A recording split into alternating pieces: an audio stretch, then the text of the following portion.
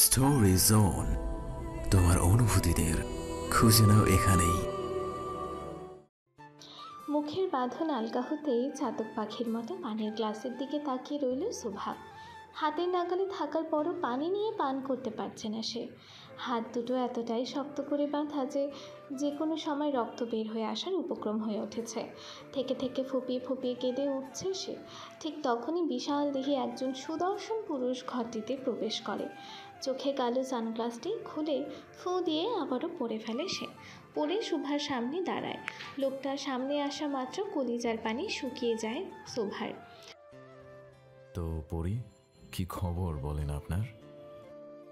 শোভা ভয়ে নিজের মাথা নিচু করে রাখে আর থরথর করে কাঁপতে থাকে। চোখে চোখ দিয়ে কথা বলার মতো সাহসটুকু নেই তার তামিম সরকারের সামনে। শোভার ভয় পাওয়া মুখখানা দেখে তানভীরের ঠোঁটের কোণে রহস্যজনক হাসি ফুটে ওঠে। পানি খাবে? শোভা মাথা নেড়ে হ্যাঁবাচক সম্মতি জানায়। তানভীর সামনে থাকা পানির গ্লাসটি নিয়ে শোভার সামনে ধরে আর মুখ থেকে কাপড় খুলতে যায়, কিন্তু কাপড় না খুলে গ্লাসের পানিগুলো শোভার মাথায় ঢেলে দেয়। পানি তো দূরে থাক পরি, আজকে থেকে তোর কি কি অবস্থা করব তুই নিজেও জানিস না। ভয়ে আটকে ওঠে শোভা। পালানোর প্রায় সব পথই বন্ধ তার। চোখ দিয়ে এদিক ওদিক তাকাতে থাকে যদি কেউ এসে সাহায্য করে তাকে, কিন্তু ভাগ্যের নির্মম পরিহাস, আজকে কেউ আসলো না শোভাকে বাঁচাতে। তামিম শোভাকে বাঁধা অবস্থায় কাঁধে তুলে নেয় আর খুব জোরে জোরে পা বাড়ায় সামনের দিকে। আজকে থেকে তোর প্রতিটি রাতই হবে অমাবস্যার রাতের মতোই অন্ধকার। প্রতিটা দিন হবে মরুভূমির মতো খা খা করা। নিজেই নিজেকে শেষ করতে চাইবি তুই, কিন্তু পারবি না। আমি পারতে দিব না। তিলে তিলে শেষ হবে তুই, তিলে তিলে। তামিমের কথাগুলো শুনে আরও দ্বিগুণ ভয় বেড়ে যায় শোভার। তামিম শোভাকে নিয়ে সোজা গাড়িতে ছুড়ে মারে আর গন্তব্যস্থানে পাড়ি জমায়। না, এত সহজে শোভাকে ছাড়বে না সে। সারা শহর খুঁজে বের করে সে শোভাকে। শোভা প্রাণপণে চেষ্টা করে পালানোর, কিন্তু তামিমের পাওয়ারের কাছে সে হার মানতে বাধ্য।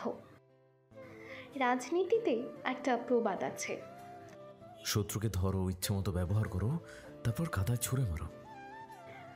শিকারে টান দিতে দিতে সামনে পড়ে থাকা লাশটিকে উদ্দেশ্য করে কথাগুলো বলতে থাকে তামিম সরকার। ওর জীবনের সব থেকে বড় ভুল ছিল আমাকে বিশ্বাস করা। খুব অট্টহাসিতে ফেটে পড়ে গোডাউনের চারপাশটা।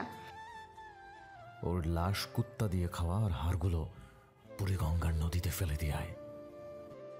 তামিমের নির্দেশ মতো গার্ডরা দুই টুকরো করা লাশটাকে নিয়ে যায় মাটির ভিতরে রঙ্গমঞ্চখানায়, যেখানে হিসাবের বাইরে লাশকে গুম করা হয়েছে। আজ অবধি কোনো হদিশ পাওয়া যায়নি লাশগুলোর। অবশ্য যেখানে সরকার নিজেই খুনি, সেখানে লাশের হদিশ পাওয়া দুষ্প্রাপ্য। তামিম সরকার তানভীর সরকারের বড় ছেলে। আরশিনগরের বুকে রাজপুত্রের মতো পরিচিত এই নামটা আসলে একা কোনো সাধারণ মানুষের নাম নয়। এটা একটা ভয়, একটা নামের ক্ষমতা। প্লেন কালো পাঞ্জাবি, মুখে তীক্ষ্ণ দাড়ি, চোখে কালো চশমা। কেউ জানে না চশমার আড়ালে কী চলছে তার চোখ জোড়াতে, কিন্তু সবাই জানে ওর চোখের দিকে তাকানো মানেই নিজের ভাগ্যকে মৃত্যুর হাতে তুলে দেওয়া। তার ডান কানে সব সময় একটা ছোট্ট সোনালি ইয়ারপিস থাকে আর বাম কানে হেডফোন। কেউ জানে না কাদের সঙ্গে সে কথা বলে, কিন্তু যাদের নাম একবার সেই হেডফোনে লিস্টেড হয় তারা আর কখনো আলোর মুখই দেখে না। শান্ত কিন্তু খুব ধারালো স্বরে কথা বলে তামিম, কিন্তু ওর নীরবতাও গুলি চালানোর মতো তীক্ষ্ণ। 28 বছর বয়সে এমপি হওয়া চারটেখানি কথা নয়, কিন্তু তার জন্য খুব কঠিন কাজও নয়। যেখানে রাজ্যের সরকার তার জন্মদাতা পিতা, সেখানে এমপি কেন, চাইলেই যে কেন পরিষদে যোগ দেওয়া যায়। তবে শুধু পলিটিক্স না, সব অন্ধকার চোরাগুলি, সব রহস্য, সব অপরাধ, এমনকি মানুষের ভয়, সবই তার নিয়ন্ত্রণে। যখন সে রাস্তায় হাঁটে তখন সড়ক আপনাতেই ফাঁকা হয়ে যায়, কারণ সবাই জানে তামিম সরকার রেগে গেলে আইনও থমকে দাঁড়ায়। তামিমের কাছে ভয়ের থেকে বড় কোনো আইন নেই। তার বেপরোয়া জীবনী, মদের নেশা, খুন খারাপি সবই যেন নিত্যদিনের ডালখাতের মতো। তানভীর সরকারের পাওয়ারের জন্য তামিমকে কিছু বলার মতো কেউ নেই। যেখানে বাবার থেকে সন্তানের রাজত্ব বেশি, সেখানে বাবার আর কি বলার থাকে? দিনের বেলা যুব সাধারণের আইডল হয়ে ঘুরে বেড়ানো তামিম সরকার আর রাতের বেলায় রক্তের নেশায় মেতে থাকা তামিম সরকার ভিন্ন দুইজন মানুষ। আরশিনগরে নির্বাচনের হাওয়া বইছে। শহরের অলি গলি পোস্টারে ভরে গেছে। তানভীর সরকারের দল ক্ষমতায় ফিরতে মরিয়া। অবশ্য এমপি নির্বাচনে যদি তামিম জিতে যায়, তাহলে সংসদে 350টি আসন থেকে বেশি সংখ্যক আসনের জয়ী হওয়ার মাধ্যমে এবারও প্রধানমন্ত্রী তানভীর সরকারই নির্বাচিত হবে। তাই নির্বাচন নিয়ে খুবই আলোড়ন সৃষ্টি করে আছে তানভীর সরকারের দল।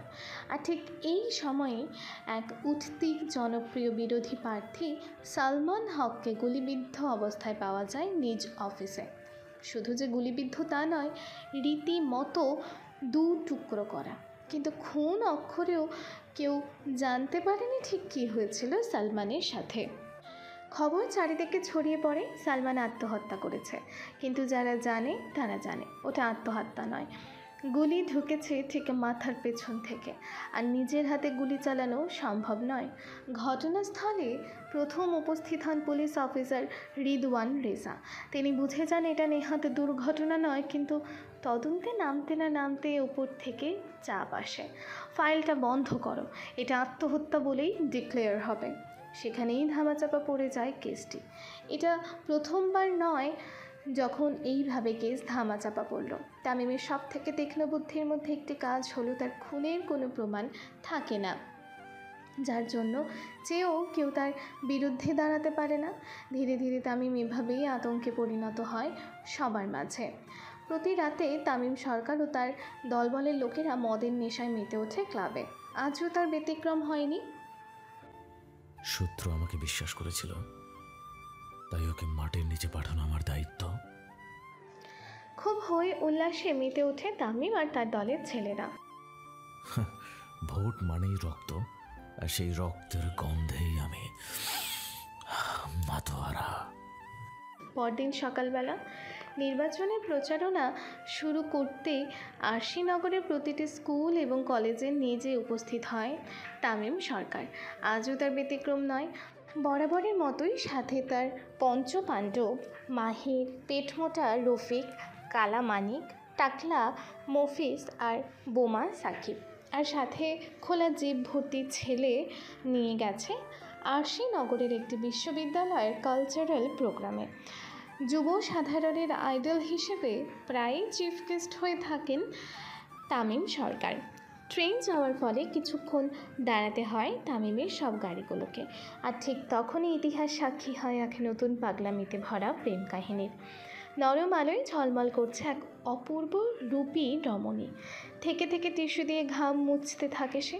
মৃদু বাতাস তার অবাধ্য চুলগুলোকে উড়াতে সক্ষম হলেও গরম কমাতে সক্ষম হলো না। বেশ বিরক্ত নিয়ে ট্রেন যাওয়ার জন্য অপেক্ষা করছে সে রমণী। আর তাকে চোখের নজরে বন্দি করছে তামিম।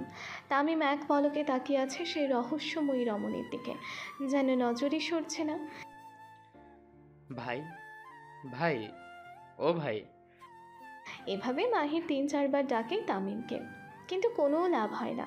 তামিম এক নজরে তাকিয়ে থাকে সেই রহস্যময়ী রমণীর দিকে আর ঠোঁটে মৃদু হাসি দিয়ে বলে, তার চোখে দেখেছি আমার সর্বনাশ।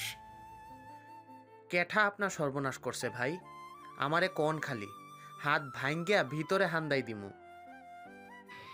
বোমা সাকিবের কথা শুনে তামিমের ধ্যান ভাঙে আর সে এক পলক তাকায় সাকিবের দিকে। সাথে সাথে ট্রেনের পথ ক্লিয়ার হয়ে যায় আর সেই কাঙ্ক্ষিত রমণীটিও হারিয়ে যায় তামিমের নজর থেকে। আরে শালার ভাই, আর কথা বলার জায়গা পেলি না, একটুর জন্য চলে গেল। দ্যাট কেডা চইলা গেল ভাই? তোর মরা বাপ। তামিম তার খোলা জিপ থেকে চারপাশে ভালো মতো তাকাতে থাকে, যদি সেই রহস্যময়ী নারীর দেখা পাওয়া যায়। কিন্তু ভিড়ে হারিয়ে যায় সে। খুব বিরক্ত নিয়ে বিদ্যালয়ে পৌঁছায় তামিম।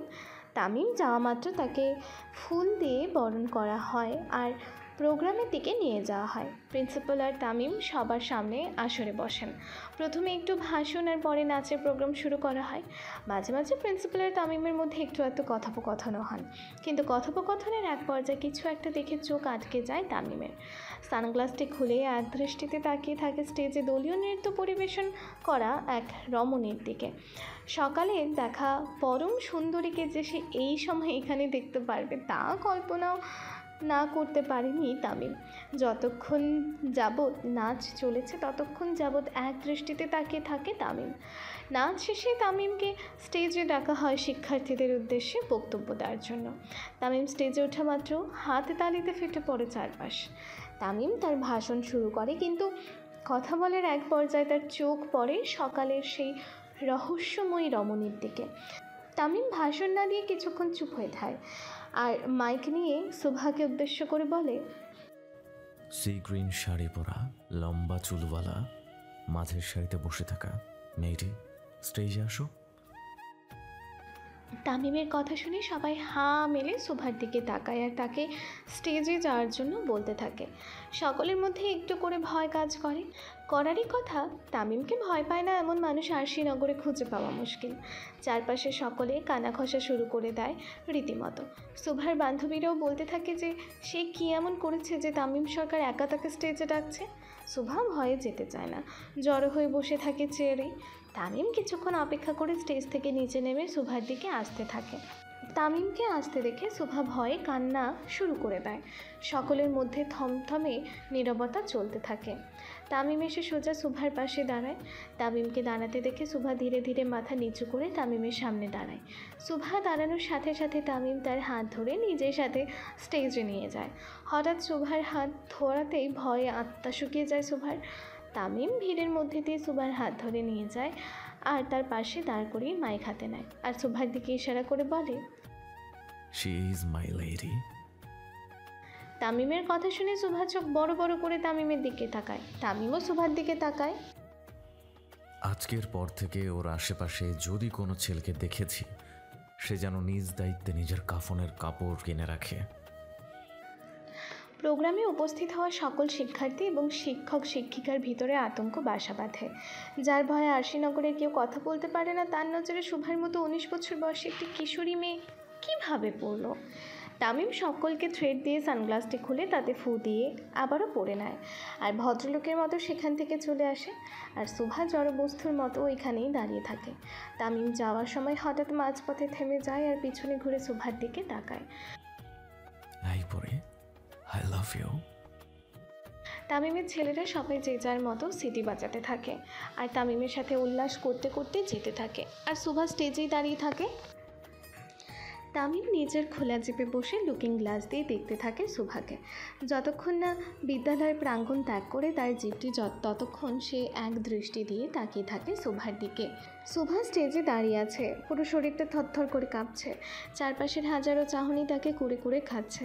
ভেতরে ভেতরে আতঙ্কে ঢেউ উঠছে এমন কেউ যার নাম শুনেই পুরো শহর কাঁপে, যার আইন সে নিজে তৈরি করে, সে কিনা সরাসরি তাকে লেডি বলে ঘোষণা দিল। ভয় আর আতঙ্কে সুভা একচুল পরিমাণও নড়ে না সেখান থেকে। কিছুক্ষণ পর প্রিন্সিপাল সাহেব একজন লেডি শিক্ষক নিয়ে তাড়াতাড়ি এসে তাকে নামিয়ে আনেন।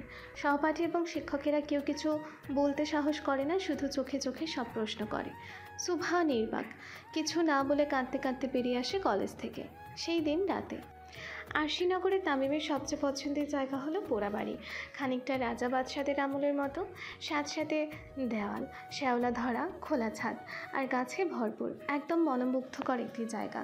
তামিম সুন্দর মতো নিজের ফোনে এক দৃষ্টিতে তাকিয়ে থাকে। সেখানে চলছে সেই দিনের প্রোগ্রামের ভিডিও রেকর্ডিং। তামিম একবার পেছন দিকে ফিরে তাকায় নিজের পঞ্চপাণ্ডবের দিকে। তামিম তাকানোর সাথে সাথেই তারা 5 জনই দূরে চলে আসে আর চারপাশে ভাগ হয়ে দাঁড়ায়। কালকে এই মেয়েটার সব ডিটেলস আমার চাই, নাম, বয়স, পরিবার, কোথায় থাকে, কি করে, এভরিথিং। পঞ্চপাণ্ডব ভয় ভয় মাথা নাড়ে, কারণ তারা জানে তামিম যখন কোনো কিছু চায় তখন সেটা আকাশের চাঁদ হলেও এনে দিতে হয়। তামিম হালকা হেসে আবারও স্ক্রিনের দিকে তাকায়, চোখে সেই ভয়ঙ্কর রূপবতী নারীর ছায়া। হে, কোন মরণ খেলার ইঙ্গিত পাচ্ছি রে? খেলা? মাহির সতর্ক হয়ে প্রশ্ন করে, দিলের খেলা, মোহাব্বতের খেলা। তামিম তার কালো চশমা খুলে ফুঁ দিয়ে আবারও পড়ে ফেলে। এই ফাঁদে পড়লে হয়ে যাবে আমার সর্বনাশ। কালামানিক একটু ভাব নিয়ে বলে, ভাই, আপনার জন্য তো কেউ ফাঁদ খুঁড়ে শান্তি পাবে না। দিন শেষে দেখবেন নিজেই ফাঁদে পড়ে আছে। কালামানিকের কথা শুনে বোমা সাকিব ওর মাথায় একটি গাঁটটা মারে। তুইও কালা, তোর চিন্তাও কালা। ভাই প্রেমের কথা কইছে। সবাই খুব উচ্চস্বরে হেসে ওঠে আর তামিম আবারও সেই স্ক্রিনে দৃষ্টি নিক্ষেপ করে বলে, ওয়েলকাম টু মাই লাইফ পরি। শিকদার বাড়ি। আজ বাসায় ফিরে মাকে কিছু বলতে পারেনি সুভা।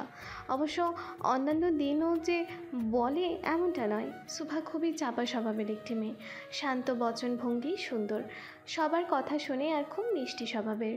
মইনুল হোসেন ও ফাতেমা বেগমের বড় মেয়ে সুভা। সুভার বাবা একজন ব্যাংকের কর্মকর্তা হওয়ায় তেমন বেশি বাবার সাথে ঘনিষ্ঠতা নেই সুভার, কিন্তু বাবা বলতে অন্তঃপ্রাণ মেয়েটি, তাই বাবার মতোই ব্যাংকার হতে চায় সে।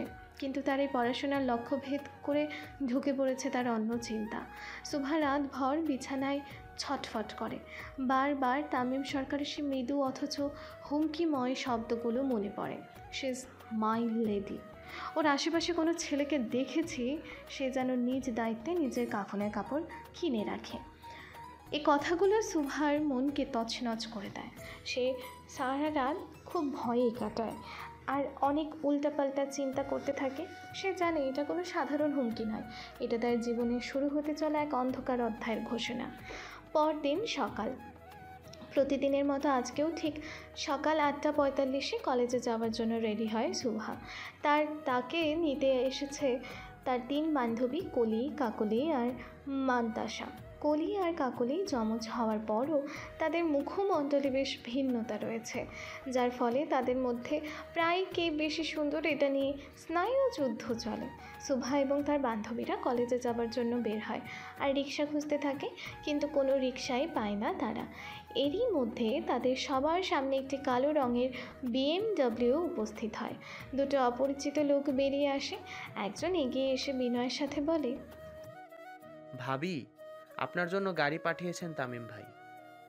সুভার মুখ শুকিয়ে যায়, হাঁটু কাঁপতে থাকে, ভয়ে এদিক ওদিক তাকাতে থাকে, যদি কেউ দেখে ফেলে সেই ভয়ে। ভাবি সাহেব, ওঠেন না কেলা। সুভা খুবই বিনয়ের সাথে বলে, দেখুন, আমি যেতে পারবো না, আপনারা প্লিজ চলে যান। কালামানিক আবারও বলে ওঠে, ভাবি, আপনি যদি না আসেন ভাই কিন্তু কাম ফালাইয়া আইব আপনারে নিতে। চোখ দিয়ে অঝরে পানি গড়িয়ে পড়ে সুভার, কারণ যাকে গোটা শহর ভয় পায় সে কেন এত মেয়ে থাকতে তার পেছনেই লাগলো। সুভা কোনোদিন কল্পনাও করেনি তার জীবনে এমন ঝড় আসবে তামিম সরকার নামের। সুভার কোনো কিছু চিন্তা না করে তার 3 বান্ধবীকে নিয়ে সোজা জোরে জোরে রাস্তা দিয়ে হেঁটে যেতে থাকে সরকার বাড়ি। আরশিনগরের প্রাণকেন্দ্রে অবস্থিত বিশাল ডুপ্লেক্স বাড়িটি সরকার ভিলা, যাকে সবাই সরকার বাড়ি নামেই বেশি চেনে। সাদা মার্বেলের মতো চকচকে ফ্লোর, বিশাল লন, কাঁচের জানালা দিয়ে দেখা যায় শহরের ব্যস্ততা। এই বাড়ির প্রতিটি ইটে কাঠে মার্বেলে মিশে আছে ক্ষমতার ঘ্রাণ। তানভীর সরকারের রাজনৈতিক প্রভাব এতটাই ব্যাপক যে এখানে দেশের হাই প্রোফাইল লোকেরাও ঢুকতে সাহস পায় না। সরকার ভিলার বৈঠকখানায় চলছিল তানভীর সরকার ও তামিমের মধ্যে গুরুত্বপূর্ণ আলোচনা। আমি চাই না এই রাজনীতির জন্য আপনি কোনো বিপদে পড়েন বাবাজান। বিভিন্ন নেতাদের চোখ আপনার উপরে। তামিম ঠোঁটে এক চিলতে হাসি টেনে বলে, আমার ফোন নাম্বারটা দেখলেই যেখানে তাদের প্যান্ট ভিজে যায় সেখানে নজর। আব্বাজান, আমি এমপি তামিম সরকার, পরে আগে আপনার ছেলে, অর্থাৎ দ্য মিনিস্টার তানভীর সরকারের ছেলে। আমার পেছনে লাগা সহজ না। তানভীর সরকার হালকা হেসে বলেন, আপনি শুধু আমার ছেলে না, আমার অমূল্য সম্পদ। তামিম আর তানভীর সরকারের কথার মাঝেই ছোট করে তামিমের ফোনে একটি টেক্সট আসে, যেটা দেখার পরপরই তামিমের মুখের নকশা বদলে যায় আর সে উঠে বেরিয়ে আসতে থাকে সরকার ভিলা থেকে। তামিম খুব রেগে সরকার ভিলা থেকে বের হতে থাকে। তামিমকে রেগে বের হতে দেখে সাথে সাথে তার পঞ্চপাণ্ডব এসে হাজির হয়। ভাই কারে উড়াইতে হইব? নাম কোন খালি? বোমা সাকিব সব সময় উত্তেজিত থাকে মানুষ ওড়ানোর ক্ষেত্রে। তার নিজ হাতে বানানো বোম দিয়ে সে এই পর্যন্ত অনেক মানুষকে উড়িয়েছে। তামিম কারো কথা না শুনে সোজা গাড়িতে উঠল। গাড়ি সোজা সিটি কলেজের দিকে নিয়ে যা। City college. রোদ ঝলমলে দুপুরে কলেজ চত্বরে কাঁপিয়ে কালো জিপ এসে থামে। আরশিনগরের বাতাস যেন থেমে গেল তামিম সরকারকে নামতে দেখে। চারিদিক কড়া নিরাপত্তায় ঘিরে ফেলে তার দেহরক্ষীরা। কেউ কিছু বোঝার আগেই সে উঠে যায় দ্বিতীয় তলার ক্লাসরুমে। দ্বাদশ শ্রেণীর বি সেকশনে তখন সুভার ক্লাস চলছিল। সে খুব মনোযোগ দিয়ে ক্লাস করছিল। কালকের ঘটনার পর তার জন্য কলেজে আসা খুবই মুশকিল ছিল, কিন্তু বাবার স্বপ্ন পূরণে সে কোনো কিছুর তোয়াক্কা না করে কলেজে আসে আর মুখ বুঝে ক্লাস করতে থাকে। সহপাঠীরা অবশ্য তাকে নিয়ে বেশ কানাঘুষা করে, কিন্তু তেমন একটা পাত্তা দেয়নি সুভা। ক্লাসে যখন সবাই খুব মনোযোগী, ঠিক তখনই তামিম আর তার পঞ্চপাণ্ডবদের নিয়ে ক্লাসে উপস্থিত হয়। তামিমকে দেখা মাত্র শিক্ষক ক্লাস বন্ধ করে দিয়ে দাঁড়িয়ে পড়ে, আর ক্লাসে পিন ড্রপ সাইলেন্টের নীরবতা বিরাজ করে। সবার মুখে ইতিমধ্যে একটা ভয় চলে আসে। তামিম সোজা সুভার বেঞ্চের সামনে দাঁড়ায় আর সুভার দিকে তাকিয়ে থাকে। তামিম দাঁড়ানো মাত্র সুভার সহপাঠীরা উঠে অন্যদিকে চলে যায়, আর সুভা মাথা নিচু করে তখনও বসে থাকে। ভয় তার হাত পা কাঁপতে থাকে। যার সামনে আরশিনগরের কেউ ভয়ে কথা বলতে পারে না, সে কি না তার সামনে দাঁড়িয়ে আছে। তামিম খুব কড়াভাবেই বলে, গাড়ি পাঠিয়েছিলাম। সুভা ধীরে ধীরে উঠে দাঁড়ায় আর মাথা নেড়ে হ্যাঁ বোঝায়। তামিম খুব জোরে ঝাড়ি দিয়ে ওঠে সুভাকে। তো আসিস নি কেন? তামিমের ধমকে কেঁপে ওঠে সুভা। তার চোখ দিয়ে টপ টপ করে পানি পড়তে থাকে। তামিম একটু ঝুঁকে সুভার মুখ বরাবর নিজের মুখ নিয়ে আসে। আমি কিন্তু খুব ভালো লোক না, যা বলবো চুপচাপ শুনবি। সুভা মাথা নেড়ে সম্মতি জানায়। সব ছাত্রছাত্রী স্তব্ধ। শিক্ষক নির্বাক। বডিগার্ডদের ইশারা করে বেরিয়ে যায় তামিম। Principal office. প্রিন্সিপাল রুমে সিনিয়র টিচার গণ এবং বেশ কিছু শিক্ষক মণ্ডলী মুখ গম্ভীর করে বসে থাকে। পিয়নকে দিয়ে সুভাকে ডেকে পাঠানো হয়। সুভা এসে সবাইকে সালাম দেয়। কয়েকজন উত্তর নিল তো কয়েকজন চুপ করেই থাকলো। কিছুদিনের জন্য তোমাকে বিরতি নিতে হবে শুভা। তুমি আর কলেজে এসো না। চোখ দিয়ে অঝরে পানি পড়ে সুভার। আমার কি দোষ স্যার? আমরা জানি, কিন্তু পরিস্থিতি তো বোঝে না। শুভা নিঃশব্দে বেরিয়ে কী বা বলবে সে? তার বলার মতো ভাষা তো নেই। রাত 9টা, শিকদার বাড়ি। বাড়ি ফিরে আজকে কি হয়েছিল তার সাথে তা মাকে জানাতে পারেনি শুভা। খুব ভয় আর আতঙ্কে থাকে সে। যদি তার বাবা জানতে পারে তার যে কী অবস্থা করবে সেটা ভালো মতোই জানে শুভা। শুভা চুপচাপ বসে থাকে। মোবাইলে একটার পর একটা অজানা নাম্বার থেকে কল আসতে থাকে। সবগুলো কেটে দেয় সে, কারণ সে জানে এগুলো কার কল। শুভা ফোন অফ করে চুপচাপ পড়াতে মনোযোগ দেয়। এমন সময় দরজায় কলিং বেল বেজে ওঠে। 2 থেকে 3 বার বাজার পরও যখন কেউ দরজা খোলে না, শোভা নিজে নিচে নেমে আসে। হয়তো মা কোনো কাজে ব্যস্ত, তাই শুনতে পায়নি। শোভা দরজা খুলতেই দেখে একটি খাম রাখা। খামের ভিতরে একটি ছোট সাদা কাফনের কাপড় আর একটি ছোট নোট। আর একবার ফোন রিসিভ না হলে এটা কিছুক্ষণের মধ্যেই দরকার হবে তোর। শোভা থরথর করে কাঁপতে থাকে আর দরজা বন্ধ করে সোজা নিজের রুমে চলে যায় আর ফোন অন করে। সাথে সাথে কল আসে তামিমের। শোভা কাঁপা কাঁপা হাতে ফোনটা রিসিভ করে। হ্যালো, কে? ফোনের ওপাশ থেকে খুব গম্ভীর একটা কণ্ঠ ভেসে আসে। আমি ছাড়া আর কে কল দেয় তোকে? শোভা তামিমের গলা শুনে শুকনো ঢোক গিলে। কিরে, কথা বল। শোভা আধ ভাঙা গলায় জবাব দেয় না। যদি পারফেক্ট টাইমে কল রিসিভ না হয় তো আমার থেকে খারাপ আর কেউ হবে না। শোভা শুধু জি আচ্ছা বলে। কালকে লাল ড্রেস পরবি, তাহলে যেই ড্রেস পরবি সেটা তোর রক্ত দিয়ে লাল করব। তামিমের কথা শুনে খুব ভয় পেয়ে যায় শোভা, আর তামিম ফোন কেটে দেয়। কিন্তু লাল ড্রেস পরে শোভা যাবেটা কোথায়? তাকে তো কলেজে যেতে না করেছে প্রিন্সিপাল। শোভার সাথে কথা বলে তামিম মৃদু হাসি দেয়। নিজের অজান্তে কীভাবে যে বয়সের ছোট একটি মেয়ের জন্য পাগলামি শুরু করলো তামিম, সেটা সে নিজেও বুঝতে পারেনি। তামিমের চিন্তার মাঝে সার্ভেন্ট এসে জানায় তার লোকেরা খুব আর্জেন্ট কথা বলতে চায় তার সাথে। তামিমও নিচে নেমে আসে। তামিমকে নিচে আসতে দেখে সবাই একটু ভয় ভয় থাকে, আর একজন আরেকজনকে ধাক্কাধাক্কি করতে থাকে। কিভাবে বলবে?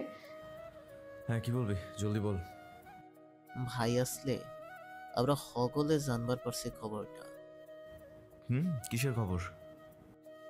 ভাই আরে মেয়েদের মতো হেয়ালি না করে বল। ভাই ভাবি সবরে কলেজে থেকে বের করে দিছে ওই প্রিন্সিপাল। সুভাকে বের করে দেওয়ার কথা শোনা মাত্র তামিমের চোয়াল শক্ত হয়ে আসে। সাকিব, ভাই, যেই কলেজ আমার শখের নারীকে বের করে দিয়েছে সেই কলেজ যেন না টিকে থাকে। আমি এখনই বোমা মারতাছি ভাই। সাকিব তাড়াতাড়ি করে বের হয়ে যায় কলেজের উদ্দেশ্যে। মানিক, জি ভাই। প্রিন্সিপাল আর যারা ছিল তাদের ধরে নিয়ে আয়। ওকে ভাই। কালামানিকও বেরিয়ে পড়ে সুভাষ শিক্ষকদের আনতে, আর তামিম চোয়াল শক্ত করে দাঁড়িয়ে থাকে। এত বড় কলিজা কার সে দেখবেই আজকে। তামিমের চোখের রং রাগে রক্তিম বর্ণ ধারণ করে। কেউ তার শখের রমণীকে অসম্মান করেছে মানে তাকে অসম্মান করেছে। আর এই আরশি নগরে যে তার নাম রঙ্গমঞ্চখানায় লেখা হয়ে গেছে তা নিশ্চিত শতভাগ। পঞ্চপাণ্ডবরা যে যার কাজে খুব সুন্দর মতো লেগে গেছে, কারণ তারা জানে আজ যদি এক ছোটো ভুল হয় তাহলে তামিম তাদেরও শেষ করে দেবে। ঠিক তখনই ফোন আসে কালামানিকের। ভাই লোকজন রেডি, প্রিন্সিপাল, সেকেন্ড মাস্টার আর 3 জন টিচার, সবাই গাড়িতে। তামিম মুখে চিরচেনা সেই হাসি। রঙ্গমঞ্চখানায় নিয়ে যায়। আজকে ওদেরকে শেখাতে হবে সরকার কারে কয়। রঙ্গমঞ্চখানা। টিচারদের এক এক করে নামানো হয়। সবার চোখে কালো কাপড়, হাত বাঁধা। তামিম চেয়ার ঘুরিয়ে পায়ের ওপর পা তুলে বসে। এক এক করে সবার চোখের কাপড় খুলে দেওয়া হয়। প্রিন্সিপাল, যিনি তার বউকে কলেজ থেকে বের করে দিয়েছে, তার সাথে আর কয়েকজন সহযোগী। কিরে, কে তোকে ক্ষমতা দিয়েছে আমার শখের নারীকে বের করে দেয়ার? স্যার মাফ করবেন, আমরা জানতাম না ও আপনার পছন্দের। আমার শখের নারীকে না চেনার অপরাধ পুরো আরশিনগর দেখবে এবার। তামিমের কথা শুনে সকল শিক্ষক ভয়ে কাঁপতে থাকে আর কান্নায় ভেঙে পড়ে, কিন্তু তাতেও মন গলেনি তামিমের। তারপর ইশারা করে সাকিবকে। শিক্ষা দে এদের। সাকিব আগুনের মতো চোখে তাকায়। ভাই, শুধু শিক্ষা না, শরীরে লিখে দিমু। সরকারের আদেশ অমান্য করা মানেই মৃত্যু। পরদিন সকাল।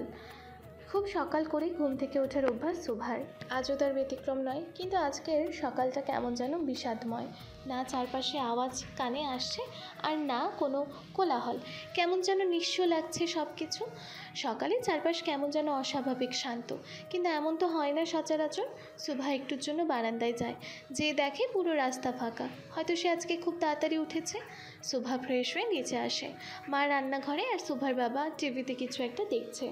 একটাই খবর, আরশিনগরের নামকরা কলেজে আগুন, 3 জন শিক্ষক গুরুতর আহত, প্রিন্সিপাল নিখোঁজ। নিউজটা শোনা মাত্র সুভার পা ঠান্ডা হয়ে যায়। ভয় তার চোখে পানি চলে আসে। ঠিক তখনই সুভার বাবা তাকে পেছনে দাঁড়িয়ে থাকতে দেখে। দেখেছিস মা, তোদের কলেজে ভয়াবহ আগুন লেগেছে। তবে তুই কোনো চিন্তা করিস না, আমি তোকে অন্য কলেজে ভর্তি করিয়ে দিব। সুভা তার বাবার কথায় মাথা নেড়ে হ্যাঁ জানায়, কিন্তু তার মনে চলছিল অন্য ভয়। সে জানে এইসব কার কাজ। সুভা যেন দাঁড়িয়ে থাকার শক্তিটুকু হারিয়ে ফেলে, তাই সে নিজের রুমে যেতে থাকে। সুভা, নাস্তা করে যা মা। জি আচ্ছা মা। সুভা তার পরিবারের সাথে কোনো রকম নাস্তা করে। খাবার যেন তার গলা দিয়েই নামছে না। সুভা কোনো রকম খেয়েই রুমে চলে আসে। রুমে এসে কান্নায় ভেঙে পড়ে সে। ঠিক তখনই তার ফোনে একটা নোটিফিকেশন আসে। মোবাইলটা হাতে নেয়, একটি ছোট্ট মেসেজ আছে তাতে। বিকেল 5টায় দেখা হচ্ছে পরে। মেসেজটা পাওয়া মাত্র সুভার কলিজার পানি শুকিয়ে যায়। সে এই কোনো বিপদে পড়ল। সুভা এবার আয়নায় নিজেকে দেখে। ভয়, অভিমান, অসহায়ত্ব সব মিশে যাচ্ছে। নিজেকে জিজ্ঞেস করে, কিভাবে বাঁচবো আমি তামিম সরকারের হাত থেকে? সরকার ভিলা। তানভীর সরকার কিছু একটা নিয়ে চরম চিন্তিত। উনি তার দলের লোকেদের সাথে কিছু একটা নিয়ে আলোচনা করতে থাকে। ভোট কিভাবে আসবে জানি না, কিন্তু সরকার আমাকেই হতে হবে। স্যার, অপোজিট পার্টিরা এবার আচ্ছা করে মাঠে নেমেছে। মনে হয় না এতটা সহজ হবে। না বলে কোনো শব্দ আমার ডিকশনারিতে নেই। তামিমের কথা শুনে উপস্থিত নেতারা ভয় থতমত খায়, কারণ এই একজনই আছে যাকে 8 থেকে 80 সকলে জমের মতো ভয় পায়। তামিম সিঁড়ি দিয়ে নামতে থাকে আর নেতারা সাথে সাথে দাঁড়িয়ে যায়। নির্বাচন হোক কিংবা না হোক, প্রধানমন্ত্রী আমার আব্বাজানই হবে। আর যদি না হওয়ায় নিজেদের কবর কোথায় খুঁড়তে হবে সেই জায়গায় ঠিক করে নিও। তামিমের কথায় সকল নেতারা শুকনো ঢোক গেলে। স্যার আপনি কোনো চিন্তাই করবেন না, আমরা আসি তো। এসব বিষয় নিয়ে আমি চিন্তা করি না। হ্যালো ডিয়ার লিসেনার্স, আপনারা শুনছেন স্টোরিজ অন প্রেজেন্টস ধারাবাহিক পর্ব গল্প। আমাদের সামগ্রিক প্রচেষ্টাকে উৎসাহিত করতে লাইক অ্যান্ড কমেন্ট করতে ভুলবেন না। Thank you. আরশিনগরের বাতাসে বাতাসে নির্বাচনের হাওয়া প্রবাহিত হওয়ায় সাথে সাথে এখন তামিম সরকারের প্রেমের হাওয়াটাও খুব জোরেই বইছে। কিন্তু সকলের আফসোসের বিষয় হলো তামিম সরকারের মতো নির্দয় লোকের পাল্লায় পড়ল কে? এতটা হতবাগা কে আছে এই আরশিনগরে? সরকার বাড়ি। নেতাদের সাথে তানভীর সরকারের কথোপকথনের মাঝেই তামিম সরকার নিচে নামে। তাকে নামতে দেখে উপস্থিত নেতাদের ঘাম ছুটতে থাকে। আপনারা বসুন। তানভীর সরকারের কথা মতো সবাই বসে, কিন্তু মনে ভয় রয়েই গেছে। তামিম আসবে আর কিছু করবে না, এটা ভাবা মূর্খতা। আব্বাজান, চোখটা 2 মিনিটের জন্য বন্ধ করেন। তামিমের কথা মতো তানভীর সরকার চোখ বন্ধ করে নেয়, কারণ তিনি ভালো মতোই জানেন এখন এখানে কি হতে যাচ্ছে। চোখের সাথে সাথে যদি কানটাও বন্ধ করতে পারতেন তাহলে হয়তো তানভীর সরকার একটু স্বস্তি পেতেন। কিছুক্ষণ পর তানভীর সরকার চোখ খোলে আর বড় বড় চোখ মেলে তাকায় সামনে চাপাতি হাতে দাঁড়িয়ে থাকা রক্তে চুপসে পড়া তামিমের দিকে। তামিমের পুরো শরীর তাজা রক্তে ভরা। পরক্ষণেই তানভীর সরকারের কানে গোঙানোর আওয়াজ আসে। তিনি নিচে তাকায় আর শুকনো ঢোক গেলে।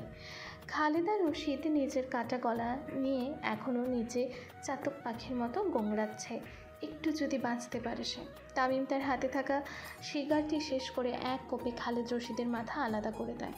বাকি নেতারা ভয় থরথর করে কাঁপতে থাকে। তামিম তাদের সামনে এসে দাঁড়ায়। তামিম দাঁড়ানো মাত্র কয়েকজন প্যান্ট ভিজে যায় ভয়ে।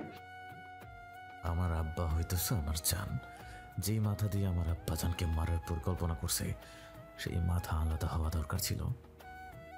নেতারা তামিমের কথা শুনে আর নিচে পড়ে থাকা বাকি 7 জন নেতার মর্মান্তিক মৃত্যুর দৃশ্য দেখে শুকনো ঢোক গেলে। আমার আব্বার দিকে যেই চোখ দিয়ে তাকাইব তার চোখ আমি খুইলাম মার্বেল খেলবো।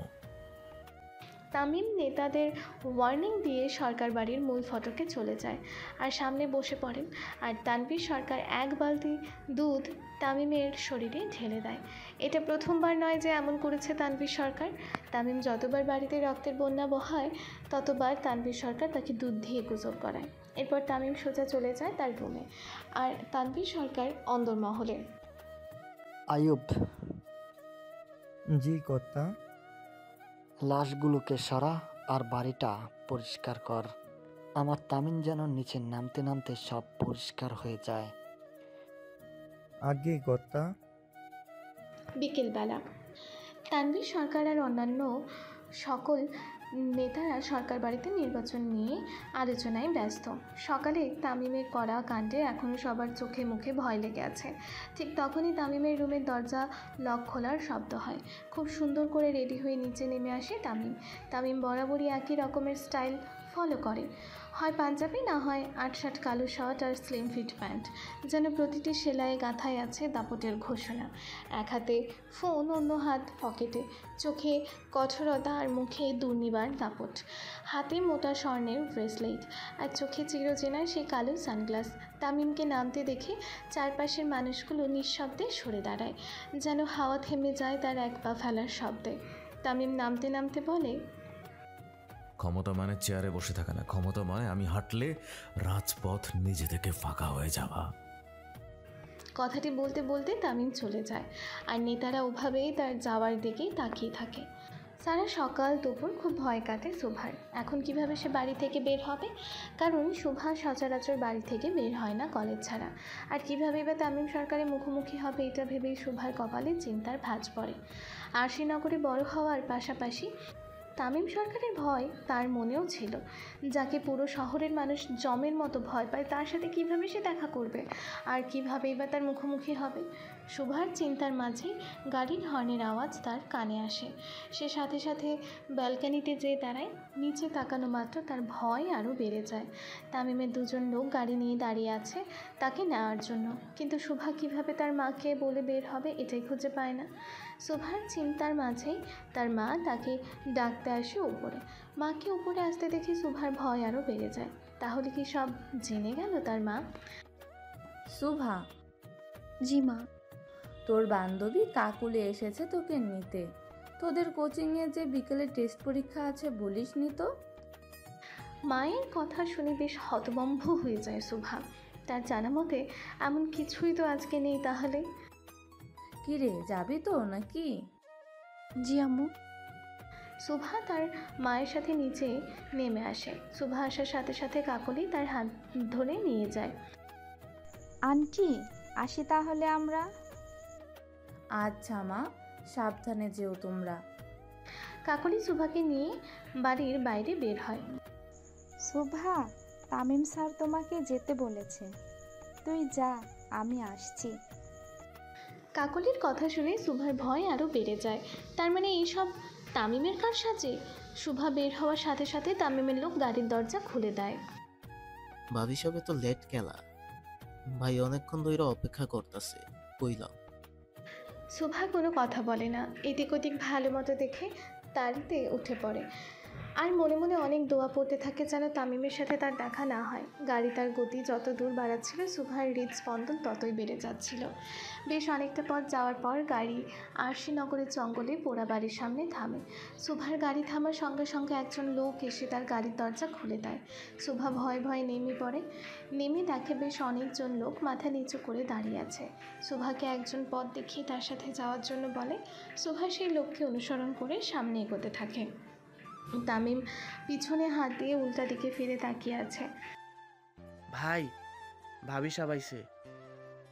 তামিম হাতের ইশারা দিয়ে সবাইকে চলে যেতে বলে আর শুভা মাথা নিচু করে দাঁড়িয়ে থাকে। তামিম পিছনে ফিরে তাকায় শুভার দিকে। লাল সিম্পল মিরর ড্রেসে আকাশ থেকে নেমে আসা পরি লাগছিল শুভাকে। শুভাকে দেখা মাত্র তামিমের মুখের নকশা পরিবর্তন হয়ে ফিল্মের রোম্যান্টিক হিরোদের মতো হয়ে যায়। সে ধীরে ধীরে শুভার দিকে কাছে আসতে থাকে। তামিমের প্রতিটি কদমে যেন শুভার হৃদস্পন্দন বেড়ে যায়। সে ভয়ে ঘামতে থাকে, শুকনো ঢোক গিলতে থাকে। তামিম শুভার খুব কাছে এসে দাঁড়ায়। শুভা ভয়ে নিজের জামা খামচে ধরে। শুভা তামিমের থেকে বেশ খাটো হয়। তামিম একটু ঝুঁকে শুভার ডান গালে চুমু খায়। তামিমের এমন কাণ্ডে শুভার চোখ বড় হয়ে যায়। আসতে অসুবিধা হয়নি তো? শুভা মাথা নেড়ে হ্যাঁ বোঝায়। দেখো, আমি মানুষ ভালো না, যা বলবো অক্ষরে অক্ষরে পালন করবা, না হলে আমার হাতেই তোমার জানাজা উঠবে। তামিমের কথা শুনে শুভার ভয় আরও বেড়ে যায়। সে শুধু তামিমের কথায় মাথা নেড়ে হ্যাঁ সম্মতি জানায়। নিজ থেকে মুখ ফুটে একটা কথাও বলে না। এখন বাড়ি যাও। মাহির, তোর ভাবিকে বাড়ি দিয়ে আয়। মাহির এসে খুব সম্মানের সাথে শুভাকে সাথে নিয়ে যায়। শুভা যতক্ষণ না যায় তামিম এক দৃষ্টিতে তাকিয়ে থাকে। তোমার চোখে দেখলাম আমার সর্বনাশ। তামিম সানগ্লাসটা খুলে ফু দিয়ে আবারও পরে ফেলে আর সিগার টানতে টানতে রঙ্গমঞ্চখানার দিকে যায়। সারা রাস্তা শুভা নিজের গালে হাত দিয়ে রাখে। তামিম যে হঠাৎ তাকে চুমু খাবে এটা সে কল্পনাও করতে পারেনি। শুভা বাড়ি ফেরার সাথে সাথে তার মা জিজ্ঞেস করে পরীক্ষা কেমন হলো আর এত তাড়াতাড়ি কীভাবে শেষ হলো। শুভা কোনো রকম বাহানা করে নিজের রুমে চলে আসে আর দরজা বন্ধ করে দেয়। দরজা বন্ধ করে খুব জোরে জোরে শুভা কান্না করতে থাকে। বারবার তামিমের বলা কথাগুলো তার মনে পড়ে যাচ্ছিল। সে যদি তামিমের কথা না শোনে তাহলে তার মৃত্যু নিশ্চিত, এটা তো শুভা বুঝে গেছিল। অবশ্য তামিমের ভয়াবহতার কথা শুভা এর আগেও শুনেছে। যাকে সবাই ভয় পায় সেই পড়ল শুভার গলায়। শুভা নিজের নিয়তির কথা ভেবে খুবই ভেঙে পড়ে। শুভার কান্নার মাঝে তার ফোনে ভিডিও কল আসে তামিমের ছবি ভেসে ওঠার সাথে সাথে শুভার কান্না আরও বেড়ে যায়। এভাবে দুইবার কল ধরে না শুভা। ঠিক তখনই তার ফোনে মেসেজ আসে। আমাকে খারাপ হতে বাধ্য করো না, ইউ ক্যান্ট হ্যান্ডেল মি। তামিমের টেক্সট পাওয়ার সাথে সাথে শুভা তাকে কল ব্যাক করে আর ভয় ভয় তাকায় তার দিকে। তামিম কিছু না বলে কিছুক্ষণ শুভার দিকে তাকিয়ে থাকে।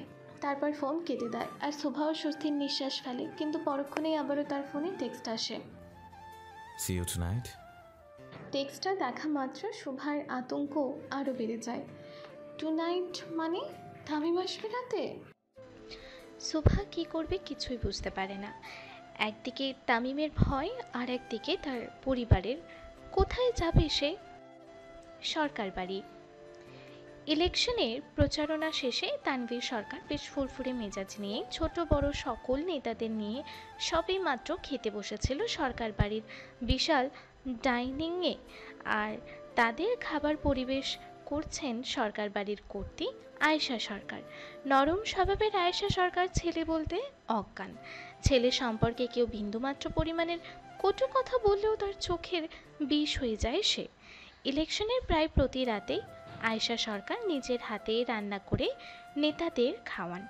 এখন এটি একটি পরম্পরায় পরিণত হয়েছে বলা যায়। গিন্নি, আপনার ছেলে কি ফিরেছে? আয়েশা সরকার মুচকি হেসে বলল, কর্তা, আপনার ছেলে কি কখনো আপনার আগে ফিরেছে? তানভীর সরকার একটি দীর্ঘ নিঃশ্বাস ফেলে খাওয়াতে মনোযোগী হন। তামিম যে কখনো ফিরবে সেটা একমাত্র তামিমই জানেন। এত শত চেষ্টা করেও তামিমকে ঘরে আটকে রাখতে পারেননি তারা। খাওয়া দাওয়ার মাঝেই তামিমের জিপ আসার শব্দ ভেসে আসে। তানভীর সরকার সদর দরজার বাইরে তাকিয়ে থাকেন। ছেলে যেহেতু এসেছে তাহলে একসাথেই খাবেন বলে, কিন্তু তামিমকে দেখে তার চিন্তার অবনতি ঘটে। সরকার বাড়ির মূল ফটক হতে তামিম সরকার আসছে। এক হাতে একটি মানুষের কাটা মাথা আর এক হাতে তার চিরচেনা সেই গোল্ডেন চাপাতি, যা রক্তে রঞ্জিত, আর চোখে কোনো কালো একটা চশমা যাতে একটু রক্তের ছিটা ফোঁটা লেগে আছে। তা নিয়েই তামিম সরকার বাড়িতে প্রবেশ করে। তামিমের এমন ভয়ঙ্কর দৃশ্য দেখা মাত্র নেতারা খাবার থুয়ে দাঁড়িয়ে যান। যে যার মুখোমুখি হয়ে তাকায়, ভয়ে ঘাম ছুটে যায় তাদের। তামিম সেই কাটা মাথা নিয়ে তার আব্বাজানের সামনে দাঁড়ায় আর ঘাড় ঘুরিয়ে তার মাকে দেখে। আম্মা যান, আপনি অন্দরমহলে যান, এখানে থাকলে রাতে ঘুমাতে পারবেন না। আয়েশা বেগম ছেলের কথা মতো ভিতরে চলে যান, কিন্তু তার ছলো ছলো নয়ন বলছে অন্য কথা। তামিম তার আব্বাজানের পায়ের নিচে বসে আর কাটা মাথাটা রেখে দেয়, দিয়েই নেতাদের দিকে ভয়ঙ্কর দৃষ্টিতেই তাকান। আপনারা ব্যালট পেপারে ভোটে জিতেন আর আমি জিতে পাওয়ারে। রাজনীতির নামে আমি চলি না, রাজনীতি আমার নামে চলে। আমার আব্বাজানের বিরুদ্ধে যে দাঁড়াবে তার দশা এক্স্যাক্টলি এমন হবে। তানভীর সরকার তামিমের মুখ বরাবর হাঁটু পেরে বসেন আর মাথায় হাত দিয়ে বলেন, কিছু খেয়েছেন বাবাজান? না আব্বা, খায় নাই এখনো। ফ্রেশ হয়ে আসেন, আমি অপেক্ষা করছি। জি ঠিক আছে। তামিম কাটা মাথাটা তার আব্বাজানের পায়ের নিচে রেখে নিজের কক্ষে চলে যায় আর লম্বা একটা শাওয়ার নেয়। তামিম যাওয়া মাত্র কর্মচারীদের দিয়ে পুরো সরকার বাড়ি পরিষ্কার করিয়ে নেন তানভীর সরকার আর ছেলের জন্য অপেক্ষা করেন। তামিম বেশ কিছুক্ষণ পর ফ্রেশ হয়ে একটা সাদা পায়জামা পাঞ্জাবি পরে নিচে চলে আসেন। তামিম আসা মাত্র ভয়ে নেতারা দাঁড়িয়ে যায়। কলিজায় ভয় থাকা ভালো, কিন্তু ভয়টা যেন তামিম সরকারের নামেই হয়। তামিম চেয়ার টানতে টানতে বাকি নেতাদের উদ্দেশ্য করে কথাটি বলেন। তামিম বসা মাত্র তানভীর সরকার তার গ্লাসে পানি ঢেলে দেয় আর নিজের হাত দিয়ে ছেলেকে খাওয়াতে থাকে, আর বাকি নেতাদেরও খেতে বলেন। বাবাজান, রাত্রে বাসায় থাকবেন তো? তামিম পানি খেতে খেতে বলে, না আব্বাজান, আজকে একজন বিশেষ মানুষের সাথে দেখা করতে যাব, তারে না দেখলে আমার ঘুম আসে না। তানভীর বেশ আগ্রহ নিয়ে সেই বিষয় মানুষের কথা শুনতে চায়। তা বাবাজান, সে বিশেষ মানুষের কথা কি কিছু জানতে পারে? আব্বাজান, আগে আমি শিওর হয়ে নেই সে কতটুকু আমার বিশেষ মানুষ, তারপর বাড়িতে তুলে আনবো না। তামিম তার বাবার পাঞ্জাবিতে নিজের মুখ মুছে বাইরে চলে যায়। তানভীর সরকার দেশের প্রধানমন্ত্রী হলেও ও ছেলের কাছে একদম সাধারণ মানুষ। নিজের ছেলেকে খাওয়ানো থেকে শুরু করে নিজের পাঞ্জাবি দিয়ে মুখও মুছে দেন। শুভা ভয়ে আর আতঙ্কে ঘুমাতে পারে না, ল্যাম্প লাইট জ্বালিয়ে পড়তে থাকে। কলেজ নেই তো কি হয়েছে, বই তো আছে। আর যাই হোক, পড়াশোনা তো বাদ দেওয়া যাবে না। শুভা খুব মনোযোগ সহকারেই পড়ছিল। পড়তে পড়তে হঠাৎ সামনে চোখ যায় শুভার। সামনে চোখ যেতেই কারেন্টের ঝটকা খাওয়ার মতো অবস্থা হয়ে যায় শুভার। তামিম তার সামনে চেয়ারের গালে হাত দিয়ে বসে আছে। তাকে দেখা মাত্র শুভার হৃদস্পন্দন বেড়ে যায়, ভয়ে গলা শুকিয়ে আসে। কিন্তু তামিম কখন আসলো আর কখন থেকেই বা বসে আছে? শুভার মা বাবা কেন কিছু বলল না? সব মিলিয়ে শুভা খুব ভয় পায়। তামিম চুপচাপ শুভার সামনে বসে থাকে। কি পড়ছো? অ্যাকাউন্টিং। তামিম শুভার বই নিয়ে বন্ধ করে সাইডে রাখে আর শুভার চেয়ার টেনে নিজের চেয়ারের কাছে নেয়। বইয়ের হিসাবের পাশাপাশি আমার মনের হিসাবটাও তো রাখো। শুভা তামিমের কথা শুনে চোখ নিচে নামিয়ে ফেলে। তামিম হঠাৎ ঠান্ডা গলায় বলে, তুমি জানো আমি কাকে ভয় পাই? শুভার চোখে মুখে আতঙ্ক জমে যায়। যাকে সবাই ভয় পায় সে আবার কাকে ভয় পায়? নিজের রাগকে। আমি রেগে গেলে ভেতরের জানোয়ারটার থামে না। তামিম নিজের মুখ শুভার কানের কাছে নিয়ে আস্তে আস্তে করে বলে, তোমাকে ভালোবাসি বলে এখনো মেরে ফেলিনি, কিন্তু তুমি যদি কখনো পালাতে চাও, এই ভালোবাসাই তোমার মৃত্যুর কারণ হবে। তামিমের কথা শুনে শুভার চোখে পানি চলে আসে। শুভার চোখে পানি দেখে তামিম তার নিজের হাতে মুছে দেয় আর শুভার মাথায় হাত বুলাতে বুলাতে বলে, আমাকে নিজের শত্রু বানাবে তো মরবে, গ্রহণ করো আমাকে।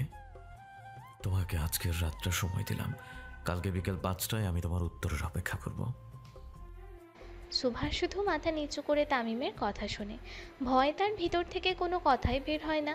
তামিম উঠে দাঁড়ায় আর দরজার কাছে যায়। যেই ঘুরে আবারও আসে শুভার কাছে, এসে একটু ঝুঁকে শুভার মুখ বরাবর।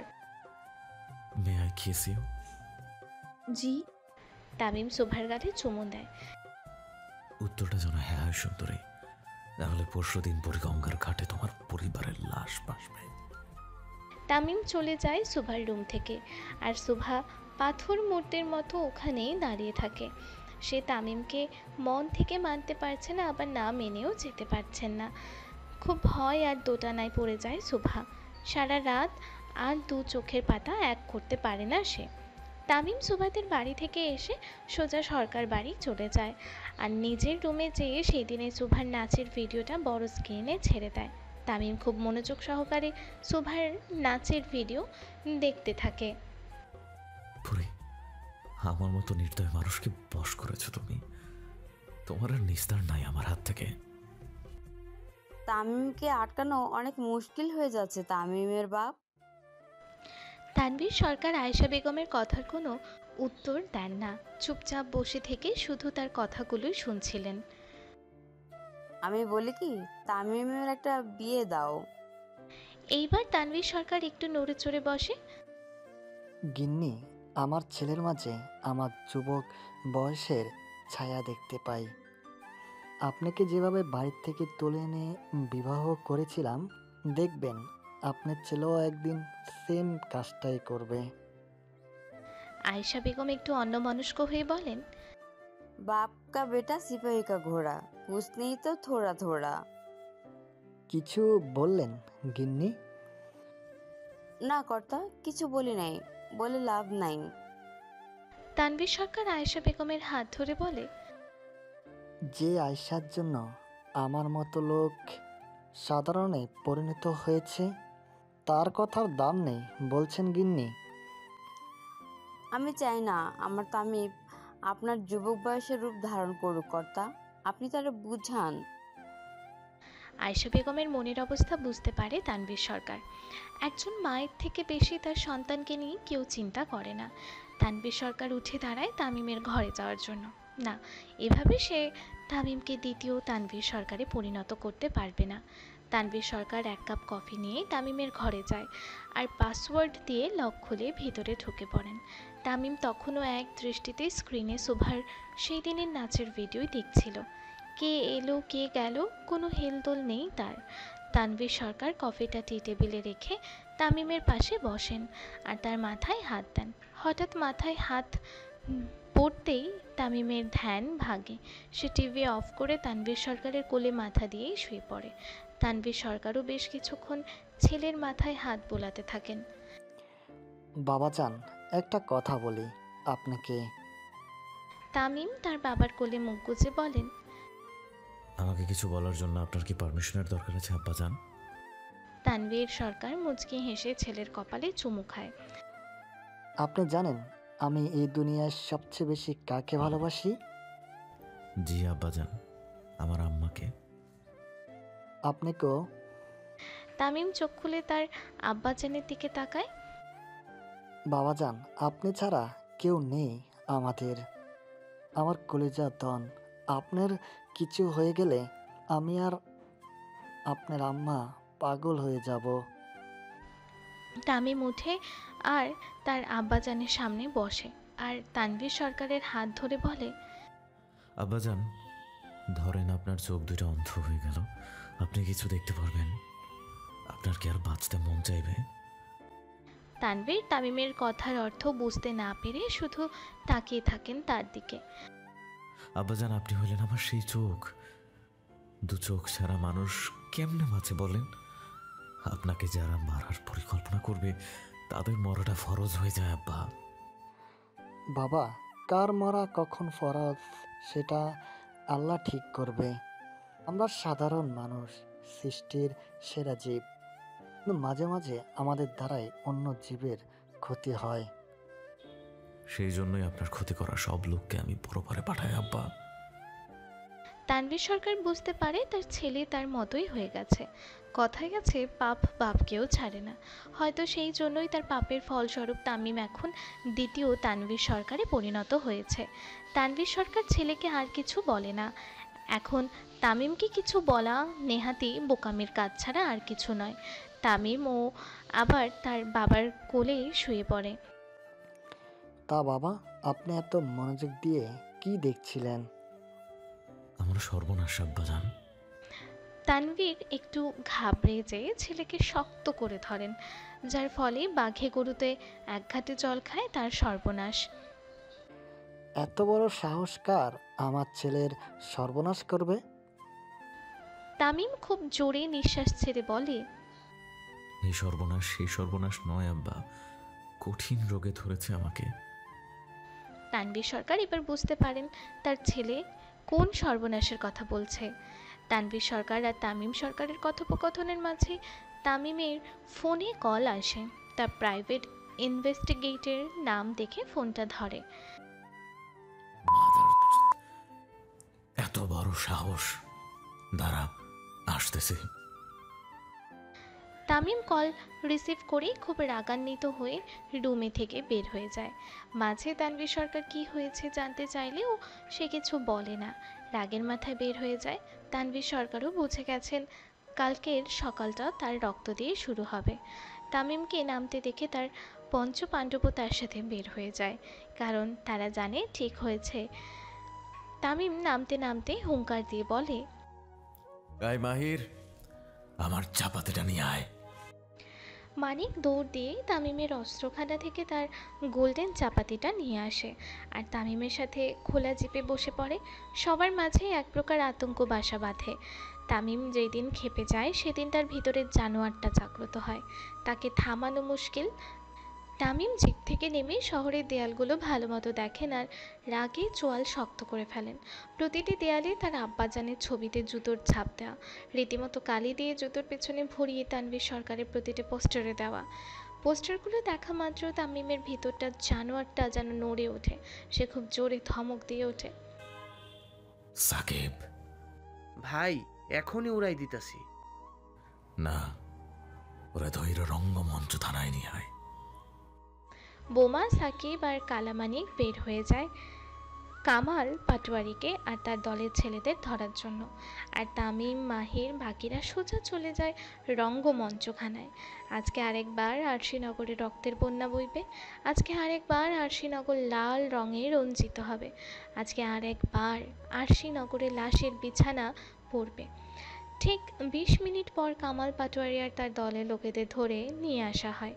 এসেই তামিমের পায়ের নিচে রাখা হয়। তামিম কালাম পাটোয়ারিকে দেখা মাত্র তার সিগারটা ফেলে দিয়ে চাপাতিটা নিয়ে ঝাঁপিয়ে পড়ে কামাল পাটোয়ারির ওপরে। কুত্তার বাচ্চা, বাচ্চা, তুই আমার আব্বার পোস্টে জুতার কালি লাগাস। তোর পা আজকে আমি 6 টুকরা করবো, শুয়োরের বাচ্চা। তামিম হিংস্র পশুর মতো ঝাঁপিয়ে পড়ে তাদের ওপর।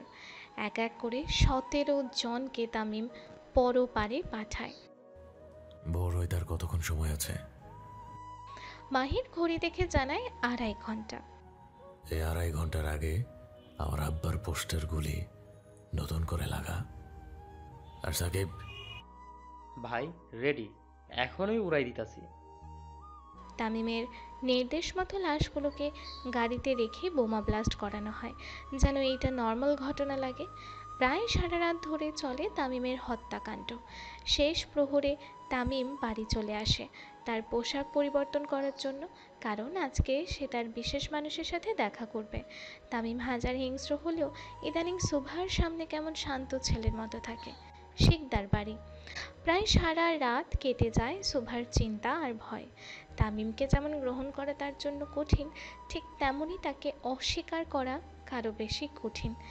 এইভাবেই রাত পার করে সুভা। খুব সকালে সুভার ঘুম ভাঙে। সে উঠে ফ্রেশ হয়ে নিচে চলে যায় মাকে রান্নায় সাহায্য করার জন্য। সুভার মাও মাঝে মাঝে অবাক হয়ে যায়, তার এই একরত্তি মেয়ে কি সুন্দর বড়দের মতো সব গুছিয়ে কাজ করে। সুভা মায়ের সাথে সাহায্য করে, নাস্তা করে ওপরে চলে যায়। রুমে এসে সুভা দেখে তার ফোনে 12টা মিসড কল আর 6টা টেক্সট।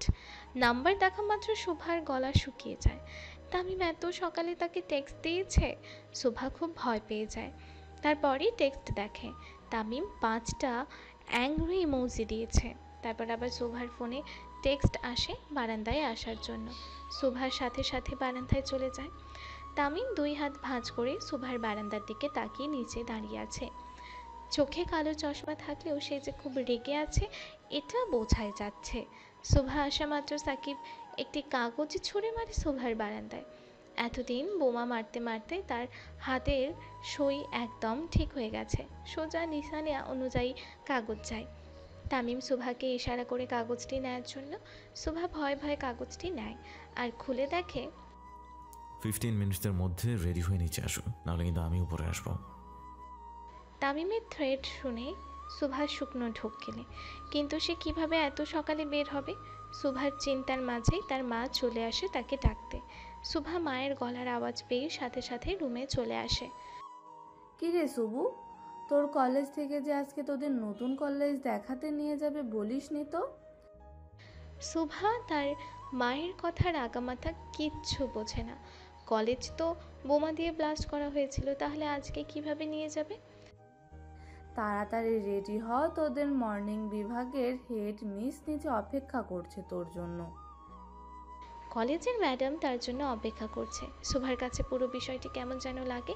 সুভা কোনো কিছু চিন্তা না করে রেডি হয়ে নিচে চলে যায়। নিচে সুভার কয়েকজন শিক্ষক আর কিছু শিক্ষার্থী বসেছিল। পুরো বিষয়টা এমন যেন তারা সব শিক্ষার্থীদের বাড়ি যেয়ে যেয়ে তাদের সাথে নিয়ে আসছে। সুভা তাদের সাথে বেরিয়ে পড়ে বাইরে। কিন্তু বাইরে বের হতে সুভা দেখে সবাই তামিমের গাড়ির কাছে যাচ্ছে। তামিমকে দেখা মাত্র সুভার ভয় আরও বেড়ে যায়। সবাই তামিমের গাড়ির একটু কাছে যেয়ে তাকে সালাম দেয়। তামিম সালাম নিয়ে সোজা সুভার সামনে দাঁড়ায় আর তার হাত ধরে নিয়ে যেতে থাকে তার সাথে। সুভা সন্ধ্যার আগে বাড়ি ফিরবে না, বাকিটা দেখেন ওর পরিবারকে কিভাবে ম্যানেজ করবেন। সুভার কলেজ টিচাররা মাথা ঝাঁকিয়ে তামিমকে নিশ্চিত করেন যে তারা বিষয়টা সামলে নেবেন। তামিম সুভার হাত ধরে তাকে গাড়িতে বসায়, তার পাশে সিটে নিজে বসে পড়ে। সুভা খুব জড়সড় হয়ে তামিমের পাশে বসে। তামিম খুব কমই তার মার্সিডিজে বসে, সারাদিন খোলা জিপ নিয়েই থাকে। কিন্তু সুভার সাথে থাকায় তামিম আজকে মার্সিডিজে বসে। তামিম বসা মাত্র লক্ষ্য করে সুভার হাত কাঁপছে থরথর করে, সে নিজেও খুব ঘামছে। তামিম সুভার পাশের সিটে বসে তার হাত ধরে ফেলে। এখনো তো কাঁপাকাঁপি হওয়ার মতো কিছু হয়নি, নার্ভাস হচ্ছে কেন? সুভা কিছু বলে না, শুধু মাথা নিচু করে থাকে। কাকা, গাড়ি পোড়া বাড়িতে নিয়ে চলেন। জি ছোট কর্তা। তামিমের কথা মতো গাড়ি পোড়া বাড়ির দিকে নিয়ে যাওয়া হয়। সারা রাস্তা তামিম সুভার ডান হাত ধরে রেখে তার দিকে এক পলক দৃষ্টিতে তাকিয়ে থাকে, আর সুভা মাথা নিচু করে বসে থাকে। সে না পারছে কিছু বলতে আর না পারছে নিজের হাত ছাড়াতে। হঠাৎ গাড়িতে গান বেজে ওঠে। क्या जाने तू मेरे इरादे ले जाऊंगा सांसें चुरा के। সুভার ভয় আরও বেড়ে যায়। তামিম শুধু সুভার দিকে তাকিয়ে থাকে। ধরে নাও গানটার প্রতিটি লাইন তোমার জন্য গাওয়া হচ্ছে।